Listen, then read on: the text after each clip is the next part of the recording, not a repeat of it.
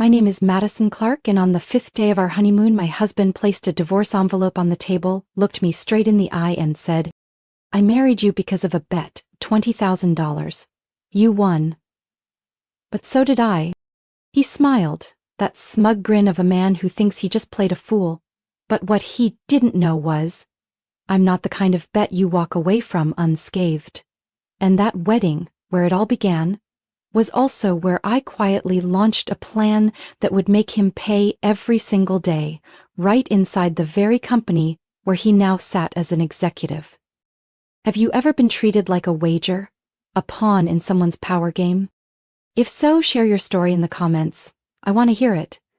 And if these twists left your chest tight, don't forget to like and subscribe, because in the next part, I'll tell you what happened when I used my own honeymoon to start building an empire.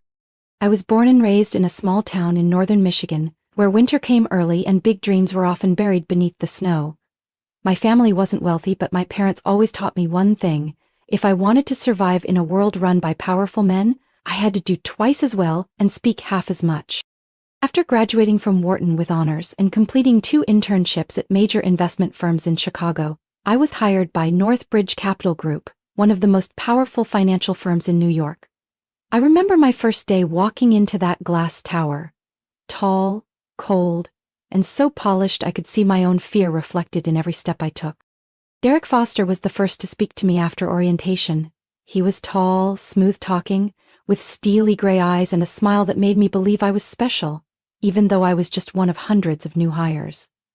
When I found out he was the vice president of finance and would be assigned as my mentor, I couldn't hide my excitement. Learning from one of the most powerful people in the company was a chance most people never got. Derek always knew how to make me feel like I was on the right path. Every morning he'd stop by my desk and leave a latte. Exactly the way I liked it without needing to ask. He fixed my presentation slides before my first pitch to the strategy team, and whenever I did well, he looked at me in a way that made my heart skip a beat. I've never seen anyone pick up the internal analytics system that fast, he once said when we were both working late. I smiled, thinking it was just a casual compliment. But the compliments kept coming. The lingering looks, the light touches when he handed over reports, and one Friday night, after the office had cleared out, he asked if I wanted to grab dinner at the Italian place across the street. I wasn't someone who fell easily, but I wasn't made of stone either. We started dating a few months later, carefully, quietly. I knew office relationships could make a woman look bad, but with Derek I felt safe. And more than that, I felt seen. My career advanced quickly. I got invited to strategy meetings with senior leadership, presented market analyses at regional conferences, and behind every step forward was Derek, pushing me upward, but always keeping me just within reach. Then one night in October, when Derek said he had a last-minute meeting and couldn't make it to dinner, I decided to walk to our usual bar and grab something to go. I wasn't trying to follow him, but when I heard a familiar laugh from the corner, I stopped. Derek was sitting with 3 other men, all senior managers at the firm. I hid behind a stone column. Not even sure why I didn't step out. Maybe it was the way they talked, unfiltered, unguarded. Nothing like the polished mentor I thought I knew. You really gonna marry her? One of them asked, his laugh louder than the clinking glasses. Yeah, and believe it or not, she said yes. Derek shrugged and raised his glass. $20,000, remember? I bet I could get her to say yes within a year. Easiest thing ever. My heart was pounding so hard I could hear it in my ears. You're playing with fire, said the gray-haired man, but he smiled as he added, still, she's smart. Might actually make the data division work better. Even better, Derek shrugged and poured more wine. As long as by the wedding day I can collect the winnings and be free. I don't remember how I got out of that bar. I only remember my hands were freezing, still holding the orange juice I'd bought. Part of me wanted to run in there, throw the bottle, slap him across the face. But another part, the one my parents called cold-blooded patience, told me to stay put. If what I heard was true, this wasn't just emotional betrayal.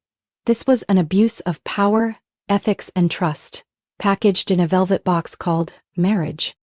I went straight home, locked the door, sat down in my armchair, and started scrolling through every message, every promise, every time Derek had pushed me to attend company events to show unity, I started to realize every move he made with me was calculated like an investment. I wasn't the naive girl they thought I was, and if Derek liked to gamble, I knew a much better game, betting on myself. I opened my laptop. I didn't open a market analysis file. I opened a new Excel sheet to build a plan. For me. And this time, I wasn't reporting to anyone. I didn't leave Northbridge after that night at the bar. I still showed up to work on time every morning, still wore perfectly tailored suits, still smiled in meetings and let Derek kiss me lightly on the cheek in front of others. Like everything was perfect. He was used to me trusting, used to me staying silent. A few weeks later, at the firm's year-end party on the top floor of the Delacroix Hotel, with nearly the entire board and major investors in attendance, Derek suddenly dropped to one knee and opened a black velvet box. The ring inside was blinding. The chandelier lights hit his face like a scene out of a movie. "Madison Clark," he said loud and clear to the silent room, "you're the best thing that ever happened to me. Will you marry me?" I looked down. There wasn't a flicker of nerves in his eyes, only that familiar smug confidence, like a man finalizing a sure-win deal. I smiled. A soft, dreamy smile, the kind that made everyone watching think I was overwhelmed with joy. I nodded, and thunderous applause erupted, champagne overflowed, cameras flashed non-stop. I hugged him and whispered into his ear, "Let's play all the way." I started investigating Derek's network. Who was close to him? Who had placed bets? Who quietly supported him on the board? And most importantly, who had seen things like this before and was still decent enough to stay silent? The name Caleb Ward came up after 3 weeks. Caleb was the CFO, Chief Financial Officer, of Northbridge. He didn't appear in the media as often as Derek, but everyone at the company knew, without Caleb, Derek wouldn't have been able to secure funding for the creative projects he always pitched. Caleb was quiet, observant, and especially uninterested in office theatrics. I knew, because he was the one who had looked straight at me throughout the entire strategy meeting about the Middle Eastern market, when Derek blatantly dismissed my proposal in front of the board, saying I was too inexperienced to understand the Asian market. I went to see Caleb late one afternoon. His office was on the 33rd floor, behind a frosted glass door embossed with the Northbridge logo in gold. When I knocked, he was tidying his desk, getting ready to leave. "Madison?" Caleb looked a little surprised. "Is something wrong?" I hesitated, then pulled an envelope from my bag and placed it on his desk. "A copy of the recording," I said. "From the Delancey bar, Derek's voice, and all 3 of the others." Caleb didn't touch the envelope, but his eyes lingered on it longer than normal. "I know it's not enough to formally charge anyone," I continued, "but I need you to confirm one thing. This wasn't the first time." Caleb leaned back in his chair, arms crossed. His expression didn't change, but his voice dropped a tone. "You're the second one in the 6 years I've worked here," he said. "The first one wasn't strong enough. She quit, disappeared." "And what about me? Do you think I'm strong enough?" "It's not about how strong you are, it's about how prepared you are." A moment later, Caleb stood up, walked to the wooden cabinet by the wall, and opened the 3rd drawer. He pulled out a small wooden box, set it on the desk, and slid it toward me. I opened it. Inside was a silver metal key labeled 47B. "This is a backup office," he said. "It's never been disclosed. It's behind the data analytics zone, where no one pays attention. You can use it whenever you need to work privately. No one will notice." I held the key, feeling its cold surface in my palm. "Why are you helping me?" I asked quietly. Caleb looked straight into my eyes, not avoiding them for the first time. "Because I once watched a smart woman get reduced to a number on a betting sheet," he said. "And I did nothing. This time, I'm not standing still." I said nothing more, but something inside me began to shift. Not anger, not pain. Clarity. And I knew that clarity would be the foundation for everything that came next. The wooden balcony felt still beneath me, the horizon ahead where the deep ocean met a sky burning with sunset. The air smelled faintly of salt, the sea breeze blending with the scent of white orchids hung along the resort hallway. A perfect evening to an outsider. if not for the divorce envelope still fluttering slightly on the outdoor table, after my husband's indifferent toss. Correction, the man who used to be my husband. Derek had left 5 minutes earlier. He spoke a lot, laughed a lot, but every word, every syllable, was colder than the ocean wind. "You were perfect for the bet," he said as he placed the envelope down. "Smart, ambitious, a bit naive. And the way you made the board focus all their attention on us, it was actually worth it." I stood still, watching him roll his expensive suitcase, sunglasses still perched on his head even though the sun had already set. When the door closed behind him, I hadn't moved. I waited another full minute to be sure he wouldn't return. Then I stepped inside the room. I walked over to the vanity and opened the drawer where I had hidden the smallest voice recorder I could find on Amazon. I checked the indicator light. It was still on. The audio file had been saved to the memory card. Derek's voice played clearly, every word distinct. I inserted the card into my tablet, attached the file, opened the internal messaging app Caleb had set up just for me. "I'm guessing now's the time you'll want this," I typed, attached the file and sent it. Less than 3 minutes later, the screen showed, "Seen." I closed the device, stood up and poured myself a glass of water. My hands no longer trembled. Somehow, in the very moment I should have fallen apart, a strange calm wrapped around me, like a shell of steel. When I sat down at the desk by the glass window, I turned my laptop back on. This time not to search for marriage advice or check flights back to New York. I opened a folder labeled Sable Group, Internal Holdings, Draft 3. It was a breakdown of share ownership for a small group of investors inside the company, including Derek, his 2 close friends, and a division head who had repeatedly blocked my projects without any clear reason.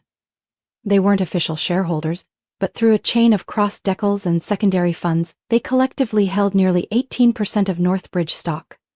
Enough to apply pressure, but not enough to draw attention. I'd discovered this 3 months ago, and since then I had spent every evening after work building a strategy, severing their control network while laying the groundwork for a new equity redistribution plan, the one Caleb once told me. If timed right, it will force the board to rethink how they allocate power. Lines and numbers flickered on the screen, each one part of the trap I'd been building. Red and green lines mapping capital flow between funds, tangled ownership charts, puzzle pieces that once seemed unrelated. But I had connected them. I knew Derek and his group were plotting to manipulate the board to gain more influence before the restructuring quarter. Funny. They thought they were one step ahead. They didn't know that while they were betting on whether I'd agree to marry him, I was quietly betting on whether they'd reveal a single weakness before I mapped their entire internal web. I opened my email and started a new message to Caleb. The Group D acquisition plan is now in rollout phase. I've secured 2 satellite share units. If legal formalization is needed for the next steps, I'll contact Westside Legal as discussed. Before I could hit send, my screen flashed an internal call from Caleb. I picked up. His voice was as calm as always, but there was something deeper in his tone. "You okay?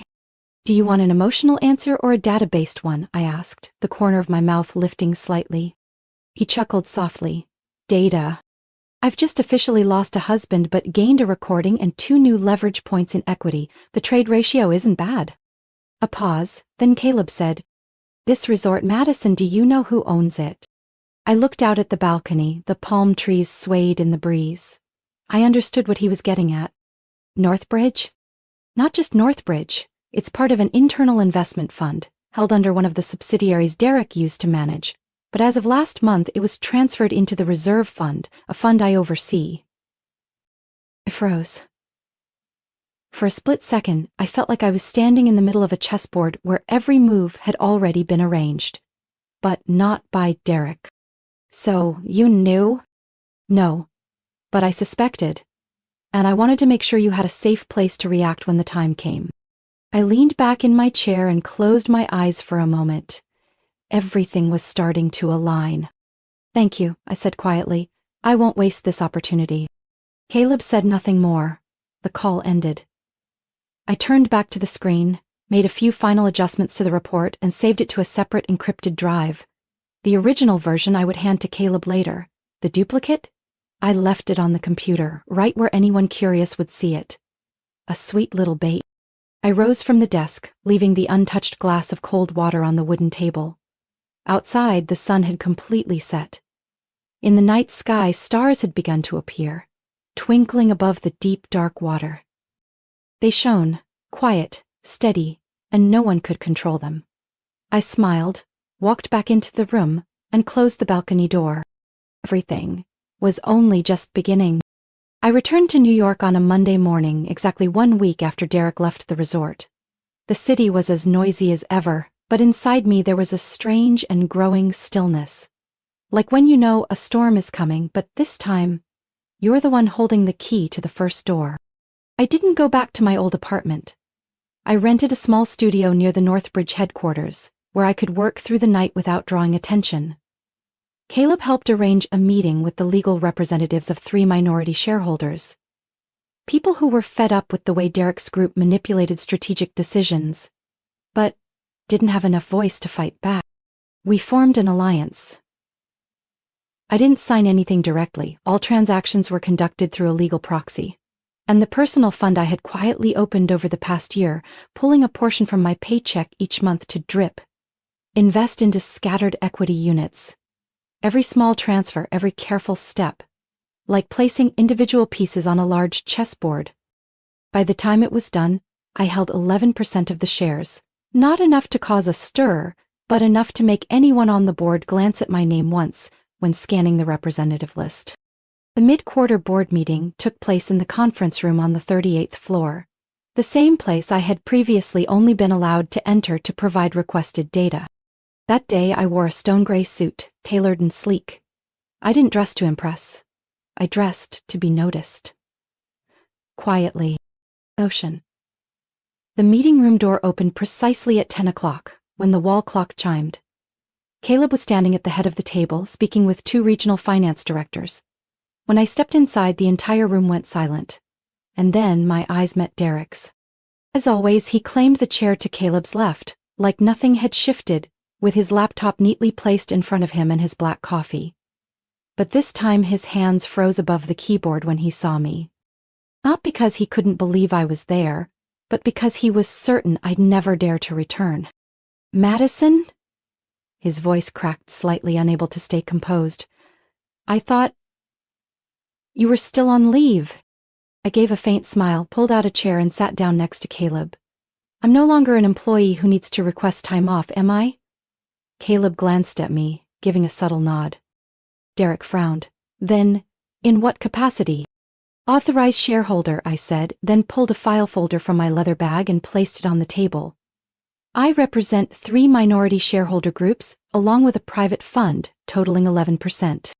Derek turned to Caleb as if waiting for a denial, but Caleb calmly replied, "Proper procedure, all documentation is valid. Let's begin." The meeting proceeded as usual. Financial reports were presented, projections for the next quarter were analyzed. But I could clearly feel Derek's gaze every time I turned a page in my file, every time I spoke with an executive board member.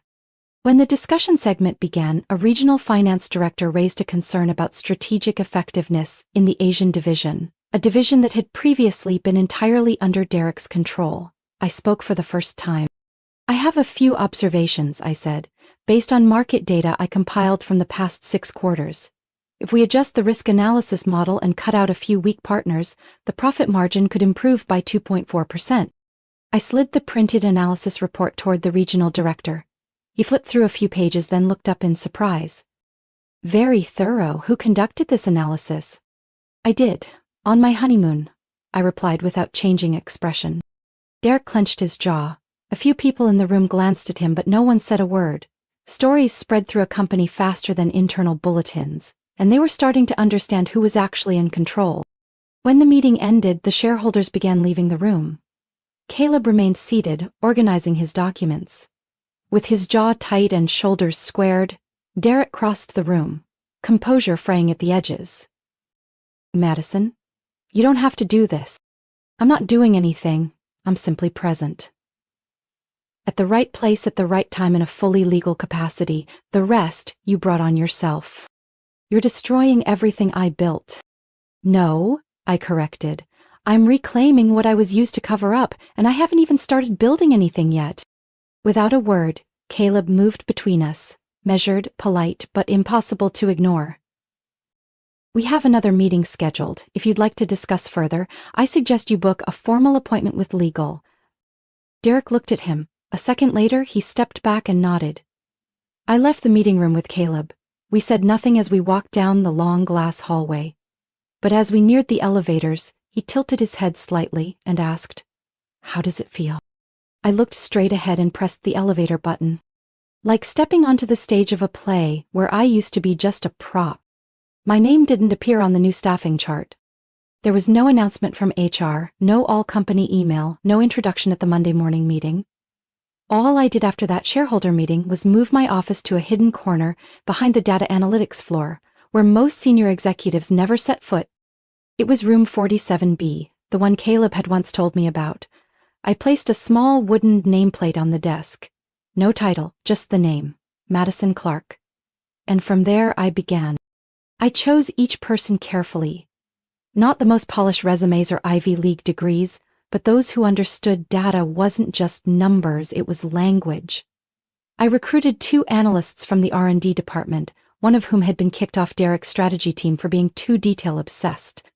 I called in a software engineer from the Dallas office to New York, offering her a short-term contract with maximum freedom. I reached out to a market expert who had withdrawn from the industry due to ethical conflicts with senior leadership. He now became my unofficial advisor. I named the group Celsius, short, unexplained, a neutral name that carried quiet energy.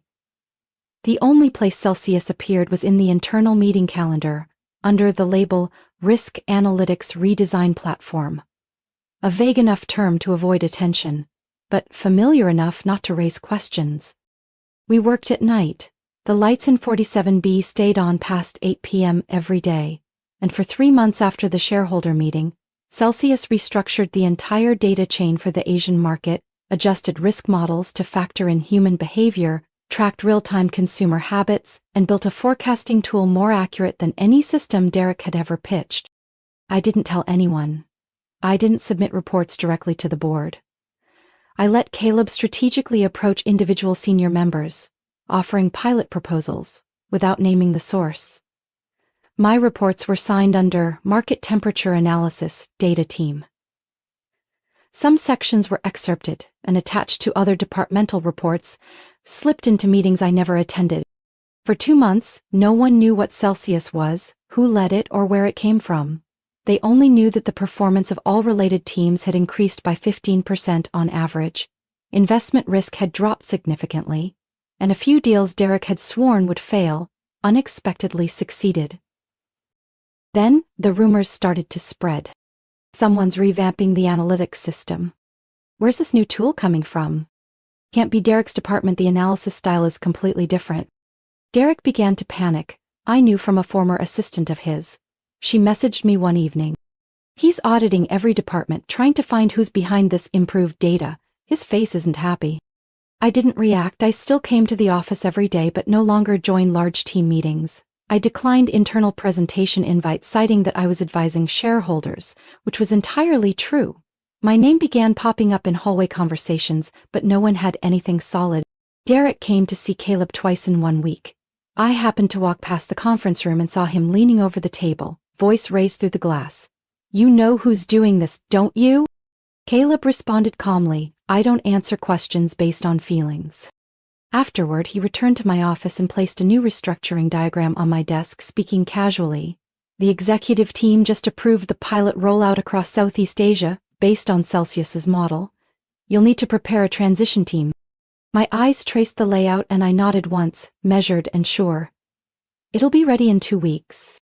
He stood there for a moment, then said slowly, "Derek won't let this go. He's losing influence faster than even I expected. Because he thought power was a given. I've never thought of myself as powerful. I just know how to create leverage in the places no one looks." Caleb smiled. "That's the kind that lasts." After that day, I left a handwritten note on the desk of a former colleague, someone who had been forced to resign after a dispute with Derek over idea ownership. I didn't sign it. The note simply read, Celsius wasn't born out of power, it was born from people who were never heard. And now it's being heard, loud and clear. 1 week later, she returned to the company as a data advisor for the Southeast Asia team. Derek surely knew Celsius existed, but he couldn't prove who it belonged to, couldn't trace any report back to me by name, and couldn't understand why more and more executives were beginning to change their analytical methods without asking for his input. He could feel power slipping through his fingers, bit by bit. But he couldn't grab it back because he couldn't see the person peeling each of his fingers off the wheel. As for me, each morning I still walked into room 47B, as quiet as a library, beginning my day with a cup of tea and the soft sound of keystrokes. The kind of sound no one notices, yet capable of changing the entire current of a corporation. That morning, the large conference room on the 40th floor felt like a stage with no wasted lines. I stepped in at exactly 8:30 a.m., just as the projector lid flipped open and Caleb was finishing a brief introduction to the agenda of the annual meeting. Performance review, strategy assessment, and outlining restructuring plans. There was something quieter in the air than usual.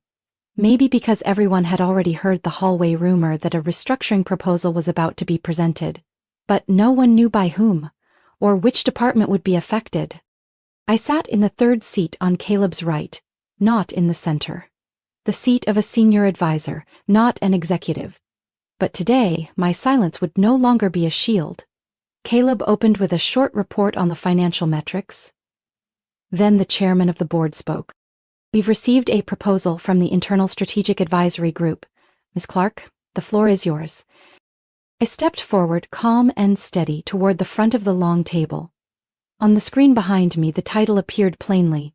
Global Restructuring Strategy, Q4/Data and Forecasting. Board members, I began, my voice steady but firm. After 6 months of internal data analysis, operational performance review, and market chain risk assessment, the Special Strategy Team has completed a comprehensive restructuring model for the Global Forecasting and Data Analytics Division. I clicked to change the slide. A chart appeared, comparing the performance rates of Derek's old model with the results from Celsius over the same period. The difference isn't in the raw numbers, but in the approach, I said, pointing to the contrasting color blocks on the chart.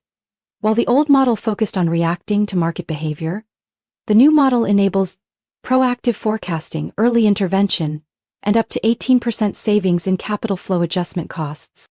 One board member nodded. Another leaned forward, studying the data closely. I clicked again. Our proposal is this. Merge both the strategic analytics and investment forecasting branches into a single unit, with the Celsius platform as its foundation. This restructuring will not only optimize operations but also lay the groundwork for the upcoming digital transformation phase. I paused and looked directly at the board. And to do that, we recommend dissolving the old model, including the current executive leadership role. No one spoke right away. Derek sat in the back left corner of the room, gripping the table edge, his eyes sharp. The casual smile he was known for was nowhere to be seen. The chairman glanced around the room, then reached for the documents in front of him. We've had internal discussions about this proposal, he said, and we unanimously approve the restructuring plan. Vice President Foster's department will be merged, effective next quarter. Derek jumped from his seat. Wait, are you saying I'm being removed? His voice was hoarse, eyes scanning the room. I built that division. I laid the foundation for every operational tool in the past 6 years. The chairman looked up, calm. And we value that contribution, but at this point, the company needs a new direction, one that has already proven more effective. Derek turned toward me, his tone sharp. This was you. You orchestrated this. You formed a team in secret, slipped your model into every department without approval. You went behind my back. I met his eyes. I didn't go behind anyone's back, I said slowly. I acted within my rights as a shareholder, a strategic advisor, and every report went through proper channels. The only reason you didn't see it coming is because you're too used to people needing your permission to act. You forgot this company has more than one center of gravity. A regional finance director spoke up, calm but clear. And frankly, Mr. Foster, Your division hasn't maintained its lead position in the past 6 months. We need new leadership for a new era." Derek looked around, searching for a sympathetic glance, but no one spoke. The chairman turned to the next page in his folder. "We've also confirmed who will take over the executive role after restructuring. Ms. Madison Clark is appointed as Vice President of Global Data Strategy, effective today." There was no applause, no cheering, just a deep silence. The kind that comes when the old guard is replaced by something no one expected. Derek sank back into his chair. Caleb placed a hand lightly on the table and nodded toward me. "Congratulations, Madison," he said. "Let's begin by showing us the future you envision." I looked around the room. The same room that had once been a fortress of decisions I was excluded from. And now everyone here was waiting for my next words. I opened the final slide. "We have enough data, now it's time to reshape how Northbridge makes decisions," I said. "Not based on authority, but on understanding." I was reviewing the quarterly financial report just sent from the Singapore office, when the glass door, left slightly ajar, gave a faint rattle. The sound was so subtle that anyone unfamiliar with the stillness of this floor might have missed it. But I knew. It was him. My eyes lifted to the doorway. Derek was there, standing at the threshold. No suit jacket, tie loosened, hands bare, and a visible uncertainty on a face that once symbolized pure confidence. He didn't knock or step inside. He hovered at the threshold, torn between pride and something harder to admit. "Can I come in?" he asked, his voice deep but no longer steady. I gave no invitation, no warmth either, a simple, unreadable nod. He walked in and gently closed the door behind him. The room was larger than the one I used to have, but I hadn't decorated much. The desk was tidy, with only a small photo frame, a picture of my parents at my Wharton MBA graduation. Derek looked around, his eyes pausing on the photo before turning back to me. "Congratulations," he said softly. "I guess I was the last person in that room yesterday to realize what was happening." I didn't reply, only tilted my head slightly, an unspoken acknowledgement.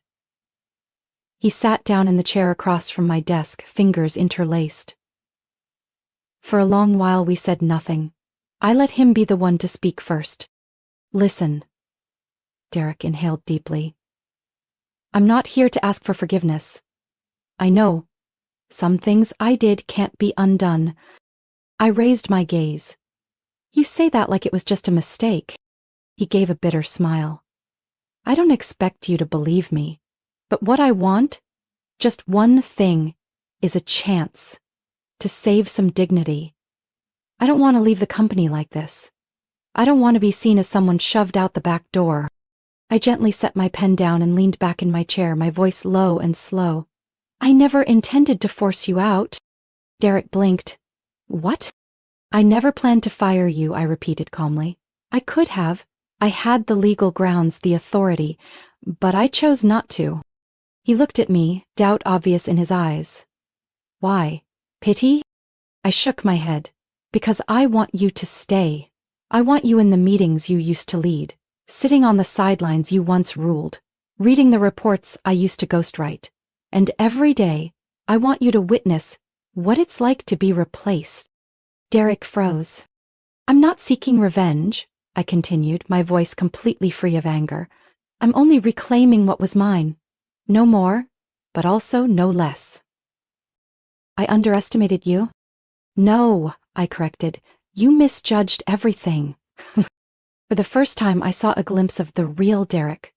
Not the polished surface, not the smug executive from boardrooms.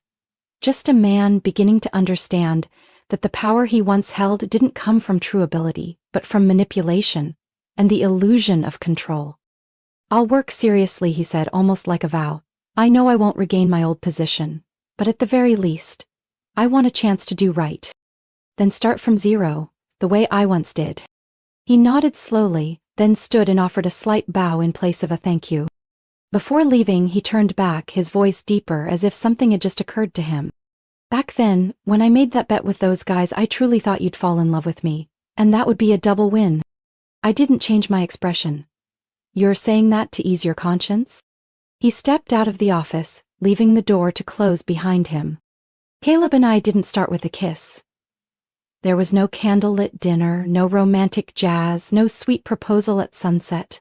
Everything between me and Caleb began on a winter evening, when the whole company had turned off its lights except for the meeting room on the 32nd floor, still lit because we were reviewing the final terms of the restructuring contract for the European division.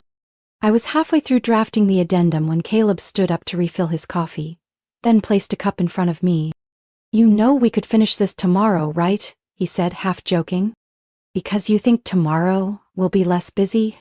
He chuckled, then leaned back in his chair. The light reflected off his thin glasses, making him look more contemplative than usual. "Sometimes," he said after a pause, "someone ought to ask you, are you doing okay?"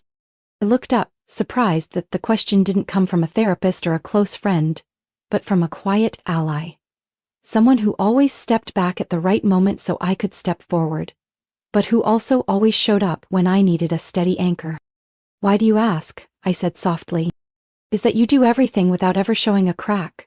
And people only live like that when they've been hurt so badly, they no longer allow themselves to breathe," he said slowly. I closed the laptop and gently pushed it aside. That was the first time I let slip the exhaustion I had never named, not from work, but from the cost of always having to appear strong. From that night on, we began sharing things that never made it into reports. The meetings where I was ignored, the proposals edited to align with leadership's tone, the nights Caleb watched good people get replaced for not knowing how to flatter the right egos. In the cold and often disingenuous world of business, those conversations were the only warm space, where I didn't have to be guarded. Though it was never said aloud, people at the company began to sense Caleb's quiet presence beside me. In meetings, in strategy sessions, in the way he looked at me when I was presenting to the board. But no one dared label that relationship. Maybe because they understood, the more important something is, the less it needs to be displayed. We kept everything simple. Lunch together after budget meetings. Walking home from late conferences. Sometimes, Caleb would leave a book on my desk with a handwritten note.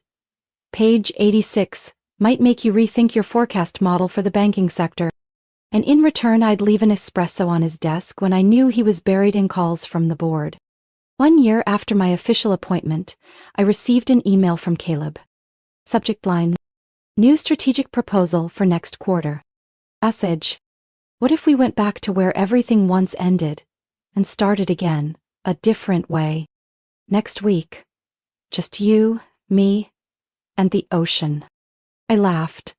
Not because it was funny, but because he still managed to be so composed that even his proposal felt like a strategic suggestion. I typed back, "I accept. But this time, there has to be a real honeymoon." We returned to the resort in Colorado, where 1 year earlier Derek had tossed a divorce envelope and walked away. But this time, I didn't arrive with a shattered heart. I came with a mindset that no longer needed to prove anything to anyone. The ceremony had only 10 guests. Close friends, a few trusted colleagues, and my mother. I wore a simple white dress, no long veil, no glitter. Caleb waited under a canopy of vine-wrapped string lights, the ocean rustling behind him. There were no speeches, no grand vows. We simply held hands, looked into each other's eyes, and nodded. Both of us understood. The most meaningful promises aren't spoken, they're in the way someone stays when others choose to leave. That night, I stepped onto the balcony of our suite and let my eyes rest on the dark, endless sea. Caleb stepped behind me, wrapping his arms around my shoulders. "Thank you," he whispered, "for not letting it all end in bitterness." I leaned into him. "I don't forgive the past, I just don't carry it anymore." We stayed there, unmoving, wordless, but understood. Below us, the waves kept brushing the shore, as if to remind me that even what once broke apart can be rewritten, in a quieter, stronger, more beautiful way. The grand auditorium at Northbridge that morning was flooded with light, but no applause rang out as I walked onto the stage. The silence wasn't disrespect. It was attention, serious, focused attention, waiting to hear what I had to say. I stood behind the podium, one hand resting lightly on its edge, eyes scanning the room. In the front row was Caleb, as quiet as ever, but the way he looked at me made me feel I wasn't alone. In the back row, half hidden behind the right side column, was Derek. He sat upright, arms folded, expression unreadable. Whether it was patience or forced composure, I couldn't tell. But he was there, and I knew that mattered more than any applause. I opened with a small story, not about achievements, but about my early days at Northbridge. About the first time I presented a strategic analysis and was cut off by the very boss I once trusted. I told it gently. There was no bitterness, no mockery, only a quiet truth, like the ones corporate rooms are built to hide. I used to think, I said, that I had to become like them to be accepted, but it turns out, what helped me survive and rise was that I wasn't like them. I didn't build this career to get revenge, I said, finally looking toward the back of the room. I built it so that no one would dare misjudge a woman's worth again, because not all silence is weakness, and not every smile is agreement. As I stepped down from the stage, the board chairman approached to announce the official appointment, Madison Clark, Chief Innovation Officer, a position that had never existed before but was created after the success of a year-long global transformation pilot.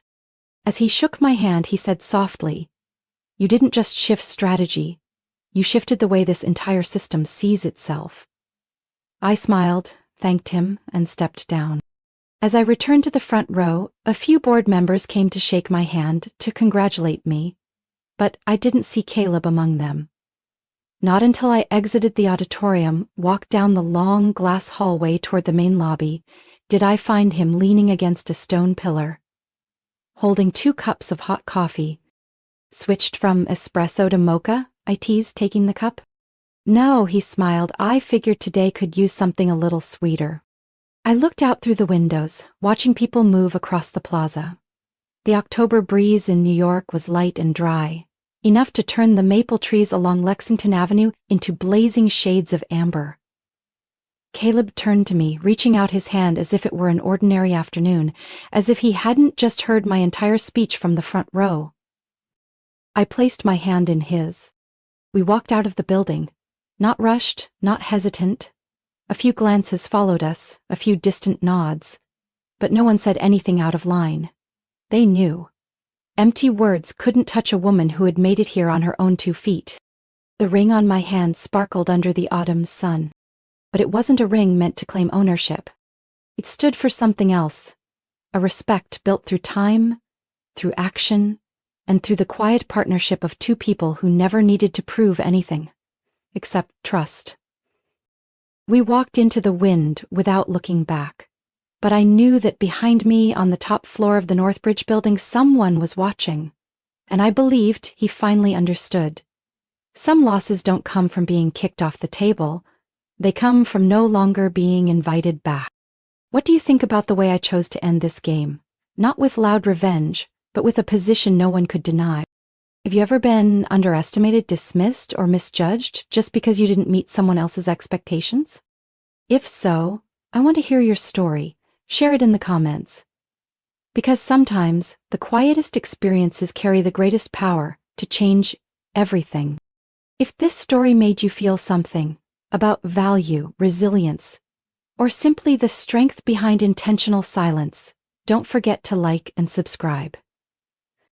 We have more stories to share about women who chose extraordinary paths through the ordinary challenges of family, life, or work. Because sometimes the best response isn't to shout, it's to keep living in a way that demands to be heard.